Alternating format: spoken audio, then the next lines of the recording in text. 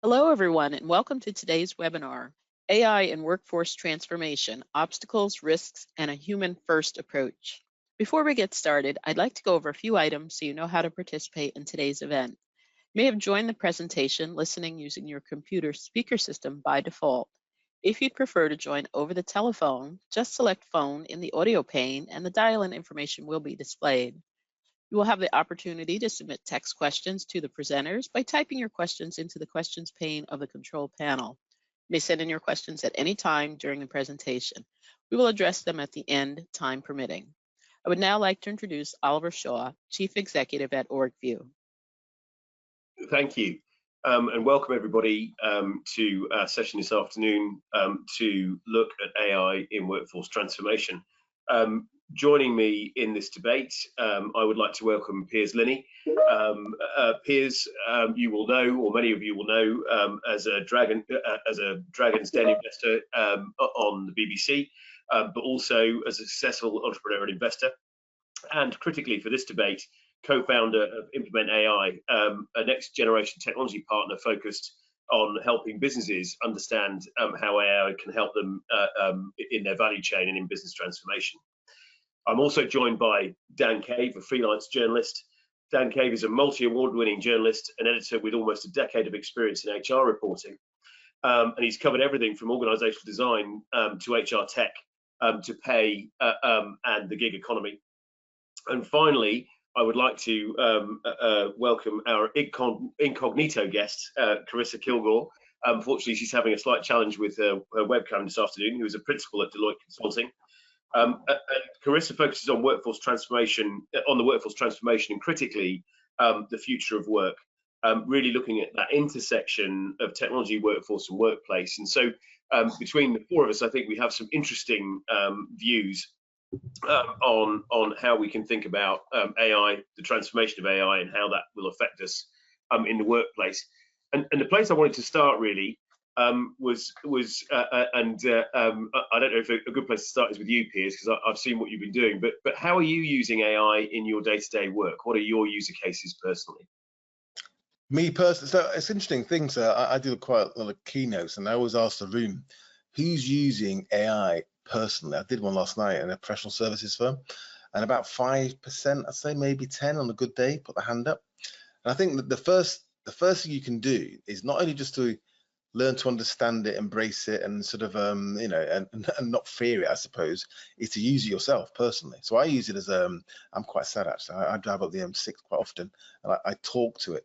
And you've probably, I don't know if you may or may not have seen the OpenAI, the people that made ChatGPT, they've launched a new model called ChatGPT 4 Omni 4.0.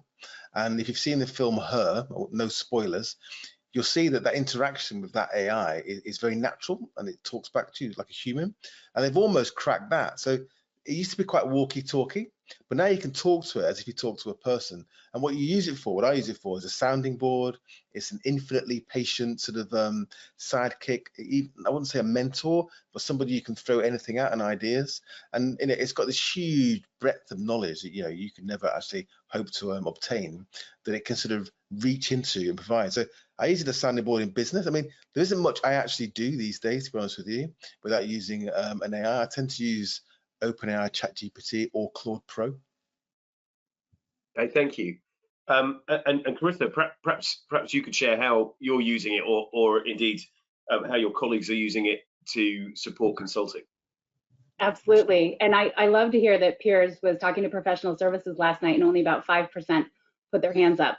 At Deloitte in the US, we've rolled this out to about 20% in terms of the Microsoft Copilot, and that runs through our whole suite. So I personally am using it to look at my emails, look at the tone, the messaging, to summarize meetings that take place that I can't attend and get the kind of key actions and be able to catch up on things. We can use it to help design our PowerPoints and help to create content in some of the kind of the first draft content. The way we do use it is, an additive and assistant as a sidekick. And we do have a tool that operates similar to ChatGPT within our Deloitte network that allows us to test ideas, search our database, and create things. So that's how our workforce can use it.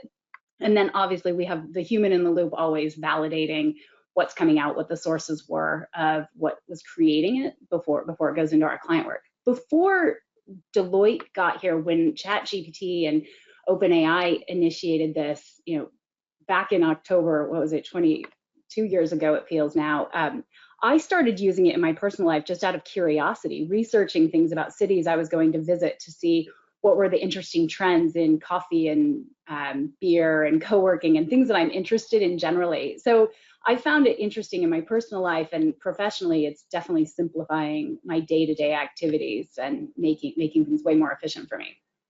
Thank you. I created a GPT using ChatGPT for I've been to Japan, and I created a Japan GPT, which was very helpful.